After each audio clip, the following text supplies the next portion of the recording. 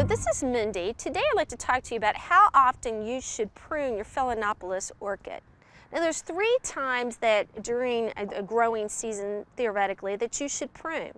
The first time is anytime you see any dead plant material, and that can occur throughout the year. The second time is when you have a flower stalk. Now if you have a flower stalk that has no blooms on it, you need to remove it down to the plant level. If you have a flower stalk that has blooms on it though, you will need to remove it as soon as the flowers begin to need to be deadheaded. And you will need to take that flower stalk down just below the first bloom that appeared on the flower stalk. What that does is it encourages the plant to produce one more flower stalk with blooms on it. Now the third time that you need to prune that orchid is when you go to transplant it.